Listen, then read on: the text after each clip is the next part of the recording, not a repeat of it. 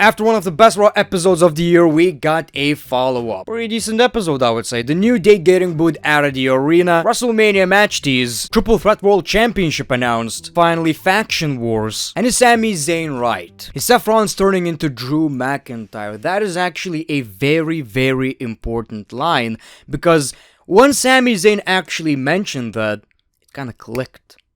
It just clicked, people. That's what WWE are possibly doing. I'm 5-0 when it comes to my predictions. 5-1 actually. But this is where I'm right. Seth Rollins is slowly turning into a bad guy. What if I tell you a conspiracy theory? You might call it a conspiracy theory. I call it the truth. There's a possibility Seth and Drew are actually working together. Both hate CM Punk's guts. Both are very disappointed in people who teamed up with CM Punk. Seth Rollins and Drew McIntyre have a lot in common. Maybe they're not working together right now, but this is possibly where all of this is leading to. So people, welcome back to another Greatness of Raw episode. Remember Steve from Minecraft? This is him now. Feel old yet? The show kicks off with Gunther and Finn Balor. So basically, Gunther was the babyface in this promo. Finn says, I'm the reason you're still a champion and I'll be the reason you lose that championship. He bragged about his accomplishments and Gunther basically said, yes, you are right, but that was 8 years ago. I used to look up to you. But you don't deserve this championship opportunity. And he's actually 100% right. All he did was bitch about a championship opportunity to Adam Pearce. He doesn't deserve shit. Gunther may be a better man, but he ain't no angel. Judgment Day are about to attack him. We got Damian Priest, so you might feel like Damian and Gunther are going to work together, but that was not the case. Gunther obviously turned on Damian, and what I liked about this segment is Finn Balor closing it with 2 championships. Balor 2 belts. Pretty good. I like the view of that. That ain't gonna happen 100%. If that happens, I'll go bold. I'll promise. Oh, no. I'm so bad with predictions. I'm like 5-0, man. Oh, no. No.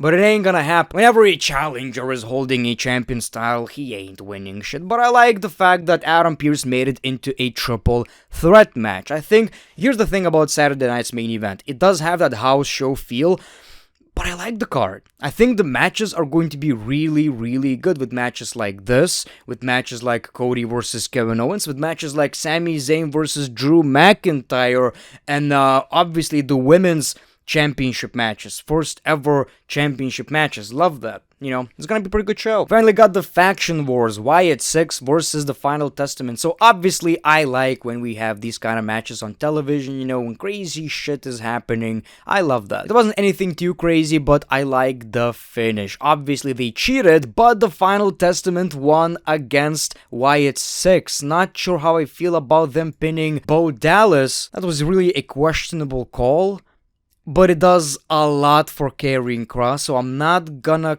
complain. I mean, at the end of the day, it wasn't a clean victory. It doesn't hurt Bo Dallas that much. Uncle Howdy, I should probably say. But that's pretty strong. I wouldn't expect that. If they would win, I would expect them to, you know, pin one of the other members of the Wyatt Six. So pretty good.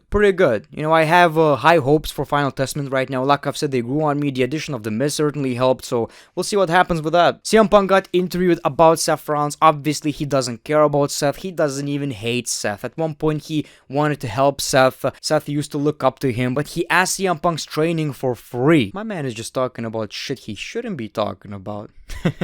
That's personal, Punk. And obviously, when asked about Paul Heyman's favor, he didn't give an answer. I still feel like it's about the main event of WrestleMania, but I have no idea how does that even work. We got Dakota Kai versus Liv Morgan, a pretty random ass match. I mean, sure, Liv Morgan is facing Io Sky. We got the women's faction with a long ass name interfering, so Liv Morgan wins the match. Fusion Collective attacks Dakota Kai, and we got damaged Ctrl. But then we saw Liv Morgan with an Oblivion out of nowhere. You know, I do see Io Sky winning that championship before WrestleMania. Do we see that happening at Saturday night's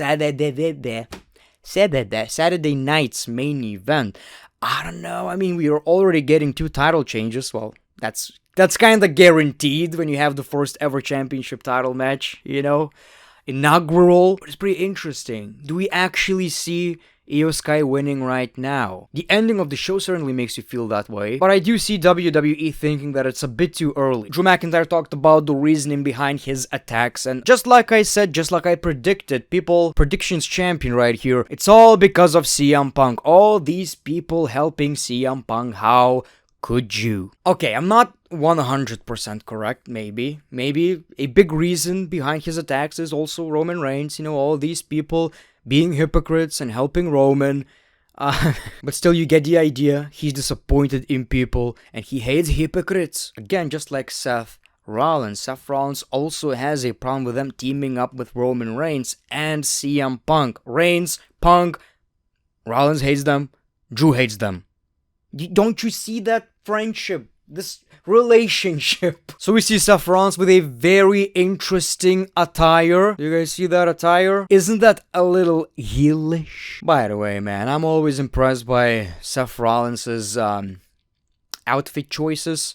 This is where I probably draw the line. He says CM Punk in that interview was spinning the truth. Yes, he used to like CM Punk. He used to adore CM Punk. He used to look up to CM Punk. But then, obviously Seth Rollins talked about how CM Punk turned his back on this company and he's very selfish and he did nothing for the business ever since. And he also failed at everything. That UFC loss is gonna follow him his entire life, right?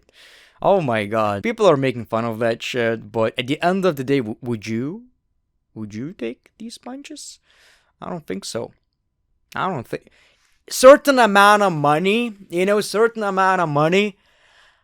yes, beat the shit out of me.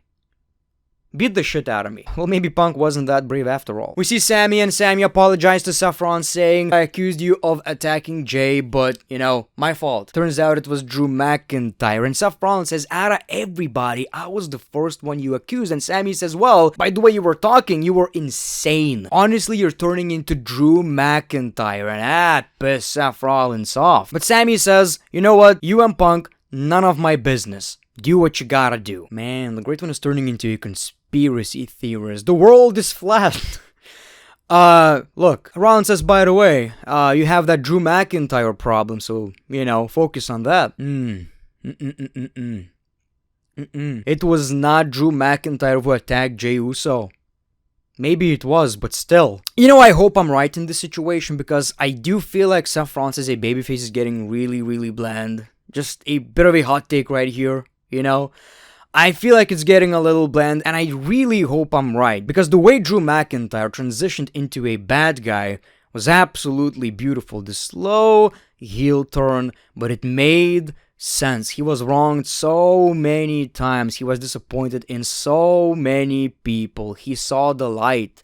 And he was right in many, many cases. So I hope that's the case with Seth Rollins too. A heel turn we can get behind of. Not because I won the championship and all of a sudden I'm gonna be a bad guy. I don't know why, but there's this rivalry between R-Truth and Butch. R-Truth cracked some jokes about how he can't say son of a Butch or something along those lines. And, Butch says the reason I'm losing is because of all of you. Butch is done, I'm Pete Dunne. Well, that rhymed out of nowhere. Boys, I love Nia Jax and watching Ryback munching snacks. Women's Intercontinental Championship Tournament first round, Lyra, Zelina, Nile. This match was kind of an eye-opener to me because last week I talked about all the potential winners, but once I saw Lyra, I got reminded WWE are really high on her. So in my eyes, this was a very predictable match, and of course, Lyra Valkyria won. Now people, let's take a look at the Intercontinental Championship brackets, and we see Dakota Kai and Lyra Valkyria. These are our finals. Who else do we got? Zoe Stark, Raquel Rodriguez,